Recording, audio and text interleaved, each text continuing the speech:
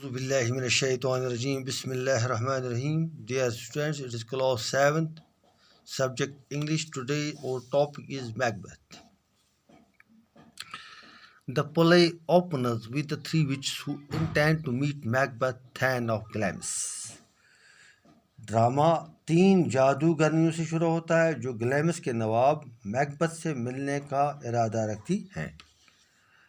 Macbeth, King Duncan's general, and Banquo's return victorious from war and encounter the three witches on Heath. They predict that Macbeth will be the king. To Banquo, they say, "Thou shalt get kings, though shall be none." میکبت جو راجہ Duncan کا جرنیل ہے اور Banquo جنگ کے بعد فتح یاب ہو کر لوٹ رہے ہوتے ہیں. میدانی جنگ چھوڑنے کے بعد میکبت اور بینکو کا ایک ویران میدان میں ان 3 جادوگرنیوں سے سامنا ہوتا ہے. وہ اس بات کی پیشن گوئی کرتی ہے کہ میکبت بادشاہ بنے گا. بینکو سے وہ کہتی ہے تمہارے یہاں راجہ پیدا ہوں گے اگرچہ تم کوئی راجہ نہیں بنو گے. The witches disappear before they could be questioned further. In the meantime, the king's messenger arrives. Macbeth is to receive the title and positions of Thane of Cawdor, who has proved a traitor in the rebellion and is under sentence of death. Upon learning that he is the new Thane of Cawdor, Macbeth begins to entertain the idea that the witch's words may prove true. Banquo observed that Macbeth is involved with the possibilities raised by the prophecy. تو اس سے پہلے کہ جادوگرنیوں کو کوئی اور سوال پوچھا جا سکتا وہ غائب ہو جاتی ہے. اس بیچ بادشاہ کے قاصد آ پہنچتے ہیں. میکبت کو کاوڈار کے نواب کا رتبہ اور جائیداد حاصل ہوتی ہے جو بغاوت کرنے میں ایک غدار ثابت ہوا ہے اور جس سے موت کی سزا دی گئی ہے. یہ جان کر کہ وہ کاوڈار کا نواب بن گیا ہے میکبت اس خیال کو پالنے لگتا ہے کہ جادوگرنیوں کے الفاظ شاید سچ ثابت ہو جائے. بینکو تاڑ جاتا ہے کہ میکبت پیشن گوئی کے وجہ سے پیدا ہوئے ممکنات میں کھو گیا ہے. Macbeth begins to contemplate about Malcolm, the prince, as an obstacle to his succession as a king.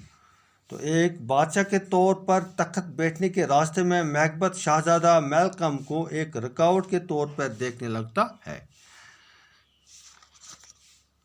At intervenes, Lady Macbeth reads a letter from her husband in which he informs her of his encounter with the witches and their prediction of him becoming a king. Lady Macbeth is sure that the prophecy will come true but objects to Macbeth's being full of the milk of human kindness. تو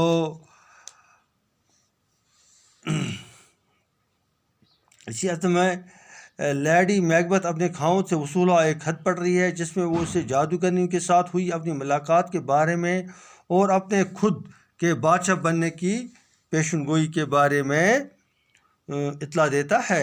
lady میکبت کو یقین ہے کہ پیشن گوئی سچی ثابت ہوگی لیکن اسے میکبت کے بہت رحم دل ہونے پر اعتراض ہے. وہ میکبت کے اس یقین کو اور زیادہ قوت فراہم کرتے ہیں کہ تاج سب سے مختلف کیا جاتا ہے یعنی راجہ کو مار دینے سے. یعنی she reinforced Macbeth's belief that the crown could be achieved by the shortest route, that is by killing the king. یعنی وہ میکبت کے اس یقین کو اور زیادہ قوت فراہم کرتی ہے کہ بادشاہ کا تاج سب سے مختصر راستے سے حاصل کیا جا سکتا ہے یعنی بادشاہ کو مار دینے سے. The king is guest at Macbeth's castle and now Macbeth thinks over the consequences of assassinating the king. He shares with his wife the fear of proceeding further. Lady Macbeth retorts by calling him a coward. She tells him about her plan of they will shift the blame on the king's grooms by smearing them with the blood from the murder weapons.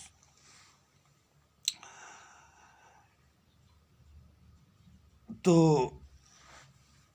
راجہ بادشاہ میکبت کے محل میں ایک مہمان کے طور پر آتا ہے اور اب میکبت بادشاہ کا قتل کرنے کے نتیجوں کے بارے میں سوچنے لگتا ہے. وہ آگے قدم بڑھانے بارے میں اپنے خوف کی بات اپنی بیوی سے کرتا ہے. لیڈی میکبت اسے بزدل کہہ کر سخت الفاظ استعمال کرتی ہے.